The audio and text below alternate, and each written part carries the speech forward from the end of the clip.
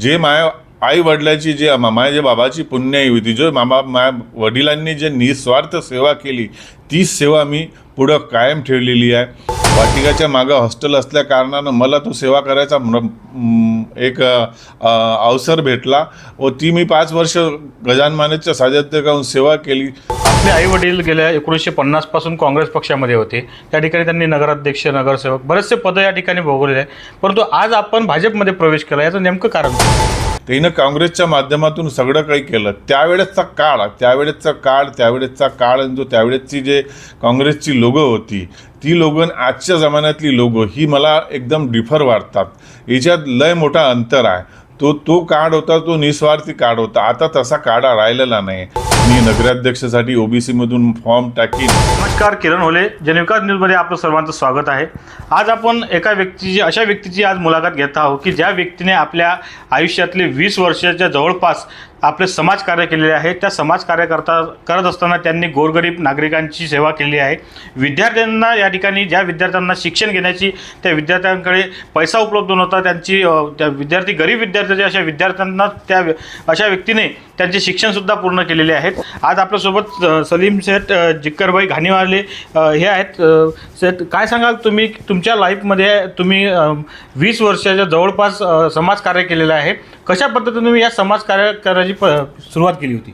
समाजकार्य म्हणजे माझं शिक्षण कंप्लीट झाल्यावर, बॅचलर ऑफ इंजिनिअरिंग इन कम्प्युटरमध्ये कंप्लीट झाल्यावर मी माझा धंदा सांभाळल्यानंतर माझे जे धीरे जे माझ्याशी निगडीत लोक होते, आमची एक ट्रस्ट आहे, मेमन समाजची ट्रस्ट आहे, म्हणजे ऑल इंडिया लेवलवर ट्रस्ट आहे. त्यांच्या माध्यमातून मी गरीब आणि होतकरू मुलांना, गरीब लोकांना जैजबाची प्लॉट आहेत अशा लोकांना घरकुल उपलब्ध करून दिला.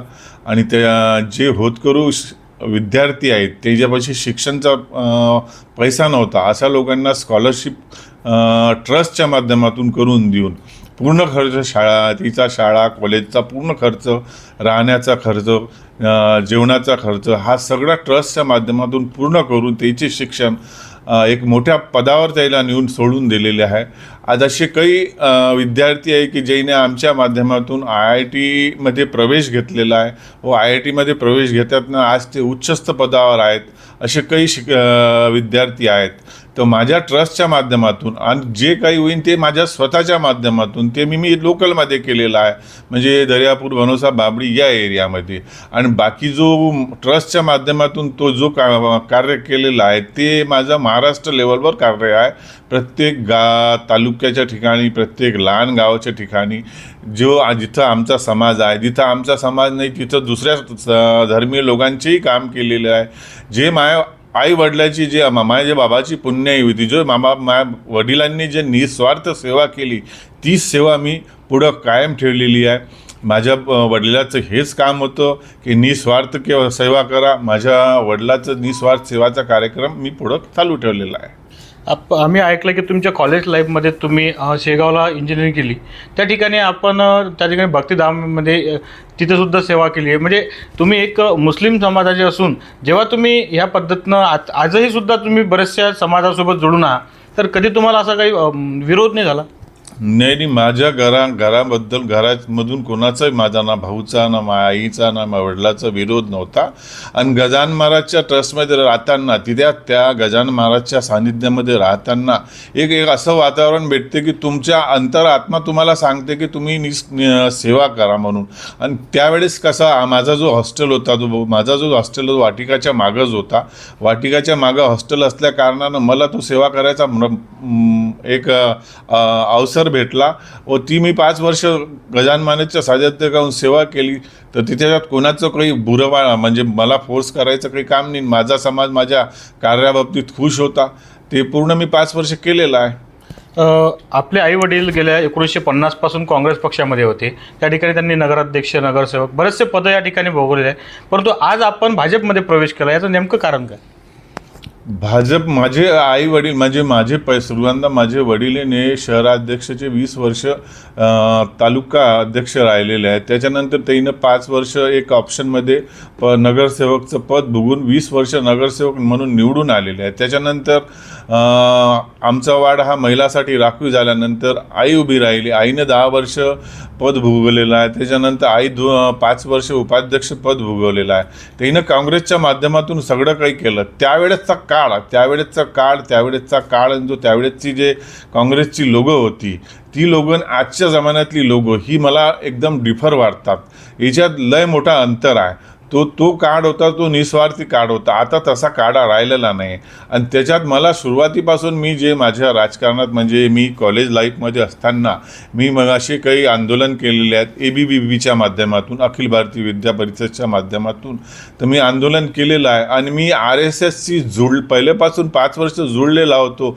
त्या कारणानं मला सुरुवातीपासूनच RSSचे विचार आणि त्याच्यानंतर मोदी साहेबाची सत्ता आल्यानंतर त्याने जे केलेले काम म्हणजे त्यानं एक प्रोपोगंडा केला नाही की मी अल्पसंख्याक म्हणजे मुस्लिम समाजासाठी काय केलं, पण ते दिसते. अगर जो हुशार माणूस असला त्यानं पूर्ण स्टडी केली तर मोदी साहेबांनं जे काम केलेलं आहे ते मुसलमानासाठी भयंकर काम केलेले आहे. त्या कारणानं मला प्लॅटफॉर्म पाहिजे होता की आता समाजकारण करायचं आहे तर आपल्याला राजकारणाशी जवळीक व्हावं लागेल. तर राजकारणासाठी एक प्लॅटफॉर्म म्हणून मला सगळ्यात चांगला भारतीय जनता पार्टी हा पक्ष आवडला. त्याचे विचार आवडले. माननीय मोदी साहेबांचे विचार, माननीय फडणवीस साहेबांचे विचार हे मला आवडले. माननीय खासदार अनिल बोंडे साहेब यांचे विचार मला आवडले. त्या कारणाने मी भाजपमध्ये प्रवेश केला. आता काही महिन्यांमध्ये नगरपालिकेची निवडणूक होणार आहे. तर आपल्याला माहिती असेल की आरक्षण सोहळा जाहीर झालेला आहे नगराध्यक्ष नगरसेवकांचे. आता आपण जर पक्षाने आपल्याला संधी दिली नगरपालिका निवडणूक लढण्यासाठी तर आपण इच्छुक आहात का? प्रत्येक पक्षाचा कार्यकर्त्याचा अधिकार आहे की त्यांना निवडणुकीत फॉर्म भरावा. आणि नंतरची गोष्ट पक्ष काय आदेश देईन. पक्षानं आदेश दिला, मी माझा नगराध्यक्षासाठी मी OBCमधून, आमची जे कच्ची समाज आहे तो OBCमध्ये येतो. मी नगराध्यक्षासाठी OBCमधून फॉर्म टाकीन. पक्षानं अगर तिकीट दिली तर मी निवडणूक लढवीन. पक्षानं ज्यालाही त्याचं तिकीट दिलं तर मी त्या हिशोबानं पक्षाच्या हिशोबानं त्याचं एकनिष्ठेनं पक्षानं दिलेल्या माणसाचं काम मी एकनिष्ठेनं करीन. माझा सर्वात मोठा माझ्यासाठी पक्ष आहे. पक्षानं जो आदेश दिला ते मी पूर्ण करीन. तर आपण पाहत असाल की हे होते सलीम शेठ. यांनी सांगितले की यांचे आई वडील 1950 पासून काँग्रेस पक्षामध्ये होते. या ठिकाणी त्यांनी काँग्रेस पक्षामध्ये पदसुद्धा भरलेलं आहे. परंतु सलीम शेठ यांना पंतप्रधान नरेंद्र मोदीजीचे, मुख्यमंत्री देवेंद्र फडणवीसचे यांचे विचार या ठिकाणी त्यांना पटले आणि या विचाराला धरून आज सलीम शेठ यांनी भाजपमध्ये पक्षप्रवेश केलेला आहे. आणि येणाऱ्या निवडणुकीमध्ये जर पक्षाने सलीम शेठ यांना संधी दिली तर ते नक्कीच निवडणूक लढण्यास इच्छुक आहेत. मी किरण होले, जनविकास न्यूज, दर्यापूर.